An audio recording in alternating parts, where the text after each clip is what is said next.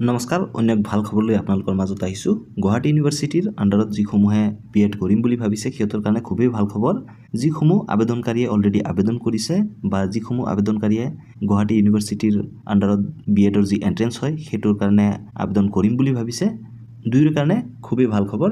যে গুৱাহাটী ইউনিভাৰ্চিটিৰ যি বিএড এন্ট্ৰেন্স হয় তাৰ ডেট এক্সটেন্ড কৰিছে অৰ্থাৎ সময়সীমা বঢ়াই দিছে আৰু লগতে যিয়ে অলৰেডি আবেদন কৰিছে সিহঁতৰো যিসমূহ ভুল হৈছে এপ্লাই কৰোঁতে সিহঁতে কাৰেকশ্যন কৰিব পাৰিব ডেট কেতিয়া আপোনালোকক কৈ দিওঁ যিসমূহে এতিয়ালৈকে আবেদন কৰিব পৰা নাই আবেদন কৰি ল'ব মই অলৰেডি এই চেনেলত ভিডিঅ' দিছোঁ যে কেনেকৈ আপোনালোকে বিএডৰ এন্ট্ৰেন্সৰ কাৰণে অনলাইন এপ্লাই কৰিব নিজৰ মোবাইলৰ পৰা আপোনালোকে আবেদন কৰিব পাৰিব আৰু আবেদনৰ সময়সীমা অৰ্থাৎ লাষ্ট ডেট 24/6/2026 অৰ্থাৎ জুন মাহৰ 24 তাৰিখে ৰাতি 12 বজাৰ আগত আপোনালোকে আবেদন কৰিব পাৰিব আৰু লগতে যিসমূহ কেণ্ডিডেটৰ ভুল হৈছে আবেদন কৰোঁতে সিহঁতৰ কাৰণে 25 তাৰিখে কাৰেকশ্যন উইন্ডো খুলি দিব আৰু কাৰেকশ্যন উইন্ডোত যদি কিবা আপোনালোকৰ এপ্লাই কৰোঁতে ভুল হৈছে আপোনালোকে ঠিক কৰি ল'ব পাৰে ভৱিষ্যতলৈ গুৱাহাটী ইউনিভাৰ্চিটিৰ বিএড এন্ট্ৰেন্সৰ বিষয়ে কিবা আপডেট পাই থাকিবলৈ এডমিট কাৰ্ড কেনেকৈ ডাউনলোড কৰিব তাৰ ভিডিঅ' পাবলৈ এই চেনেলটো ছাবস্ক্ৰাইব কৰি থ'ব আৰু যদি এক্সামৰ ডেট সালসলনি কৰে তাৰ আপডেটটো আপোনালোকে এই চেনেলত পাই যাব তাৰ কাৰণে এই চেনেলটো ছাবস্ক্ৰাইব কৰিবলৈ